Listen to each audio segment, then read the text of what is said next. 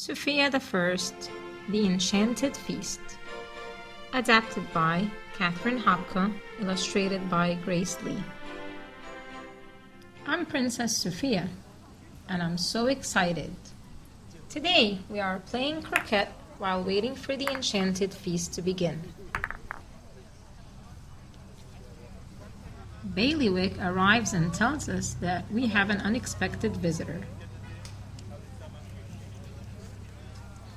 Bailiwick presents Sasha the Sorceress.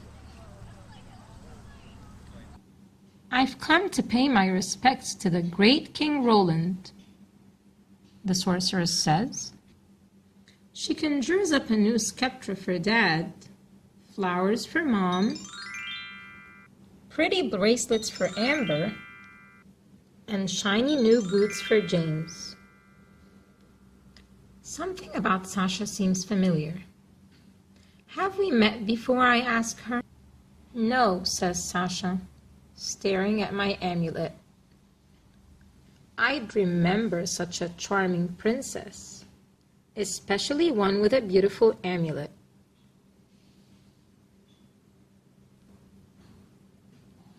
Then Sasha conjures up a new necklace for me. But I'd never take off my amulet, so I give my new necklace to Amber instead. Cedric arrives and introduces himself to Sasha. The Cedric the Sorcerer, she asks. It's an honor. Cedric blushes. Mom and Dad invite Sasha to the Enchanted Feast. Everyone seems so excited about Sasha, but something just doesn't seem right. So I go to visit Cedric. I have a bad feeling around Sasha, I tell him. Since you're a sorcerer too, I thought you might know if she's up to something. But Cedric just tells me to stop worrying. He thinks Sasha's great. Then he shows me the trick he's planning for the feast. With the flick of his wand, he fills the whole room with mirrors. But these aren't just any mirrors. They are morpho mirrors. Wow! I look like a different person in each one, I say. Finally, the Enchanted Feast begins.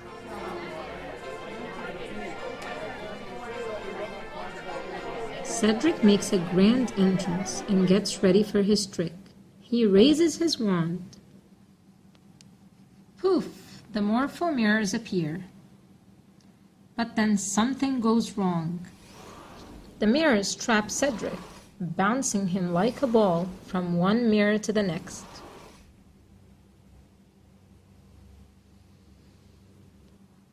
Nobody knows what to do except Sasha. With one wave of her wand, she makes the mirrors disappear.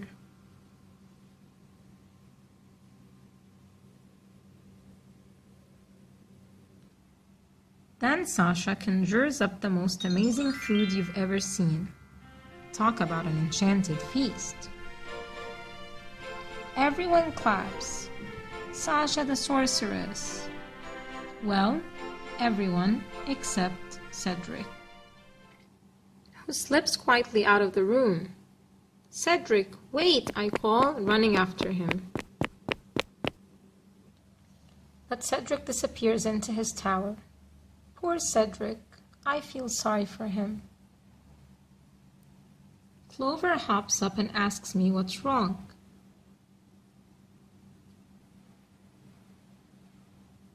Everyone thinks the new sorceress is great, I tell him.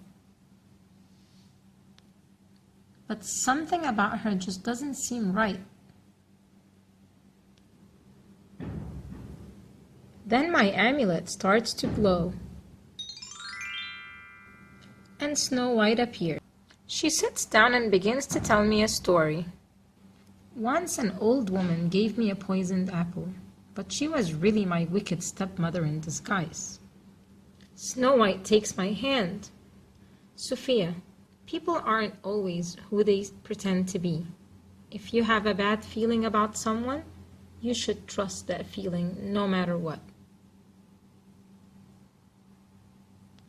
Now I know what to do. I've got to warn Mom and Dad about Sasha. But when I reach the dining hall, Sasha's outside and vines are blocking the doors. Suddenly, she transforms. Now I know why she seemed so familiar. Miss Nettle, I cry. Miss Nettle is a very bad fairy. Once she tried to steal a spell book from the good fairies, but I stopped her. What are you doing here, I ask. I've come for the amulet of Avalor, Miss Nettle cackles. She tries to grab my amulet, but I run away from her. I make it to the Great Hall and find Cedric there practicing his Morpho Mirror trick. Luckily, it's working perfectly now. Miss Nettle arrives at the Great Hall. You want the amulet, I say? Come and get it. Miss Nettle flings a spell at me. At least she thinks it's me, but it's really a mirror. So the spell bounces back and traps the bad fairy with her own magic. But Miss Nettle escapes from the trap. You haven't seen the last of me, she cries as she flies through the window.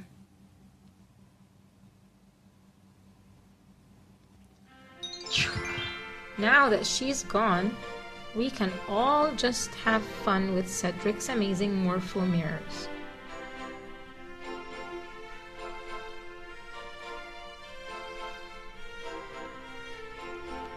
I really hope Miss Nettle never comes back, but if she does, I'll be ready, thanks to the advice from my new friend, Snow White. The end.